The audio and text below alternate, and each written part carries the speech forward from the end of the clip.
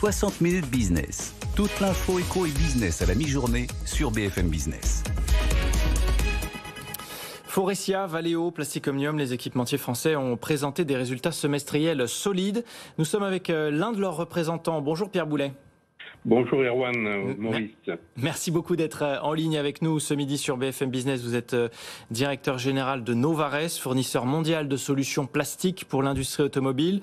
Alors Pierre Boulet, la période n'est pas des plus simples pour le secteur automobile, mais les équipementiers comme vous absorbent plutôt bien la crise. C'est ce qui ressort là de ce premier semestre ? Alors j'ai lu comme vous la presse et je suis très satisfait de voir que beaucoup d'équipementiers tirent leur épingle du jeu dans un contexte qui est très difficile. Et pour l'illustrer, même si la fin de 2020 et le début de 2021 ont été très bons, en fait, on constate depuis le début de l'année des chutes de volume significatives, alors qui sont très différentes d'une région à l'autre, suivant que ce soit les États-Unis, l'Europe ou la Chine, et qui s'accompagnent de certains fonctionnements un peu chaotiques, puisqu'il y a beaucoup d'arrêts de chaînes qui sont des fois annoncés en dernière minute. Nous, on en a compté presque une centaine sur l'ensemble de nos clients depuis le début de l'année.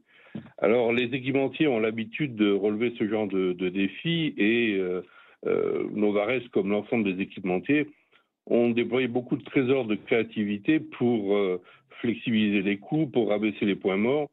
Et finalement, même si on assiste à des baisses de chiffre d'affaires significatives, l'impact sur les marges est pour l'instant relativement raisonnable, on va dire.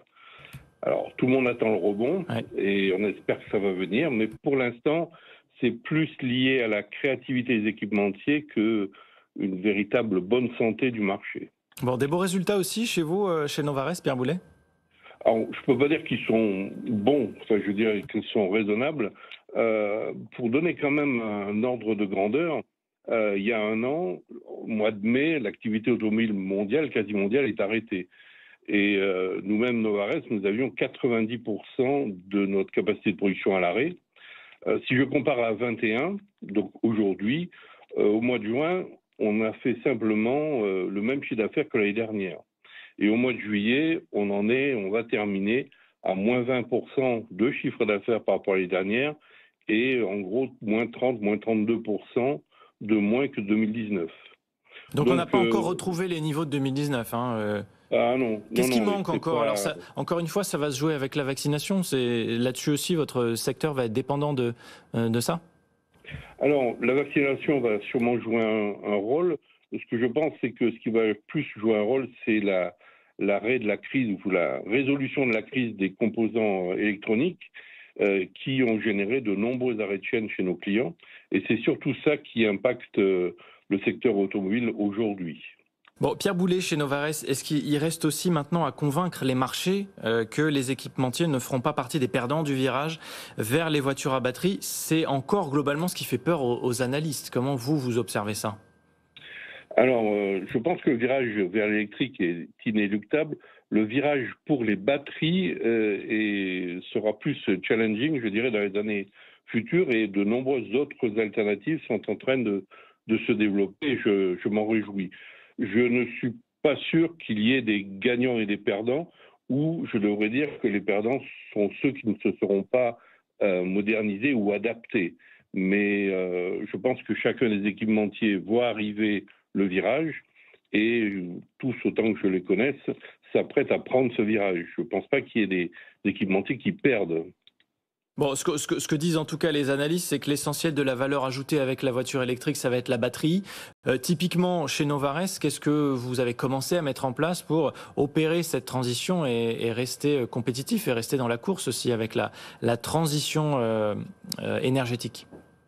De notre côté, il y a plus de plastique dans une voiture électrique qu'il y a dans une thermique. Donc, pour ce qui est de Novares, dont l'ADN est le remplacement du métal par le plastique, cette transition ne nous pose pas de problème, bien au contraire. Ceci étant, donc si je devais graduer, dans le thermique, c'est le mode de véhicule dans lequel il y a le moins de plastique. Au-dessus, il y a l'électrique et encore au-dessus, il y a l'hybride. Maintenant, est-ce qu'il y aura vraiment entre 200 et 400 kilos de batterie dans toutes les voitures qui rouleront demain ? J'en suis moins sûr. Donc je pense qu'il y a beaucoup d'alternatives qui sont en train d'être recherchées.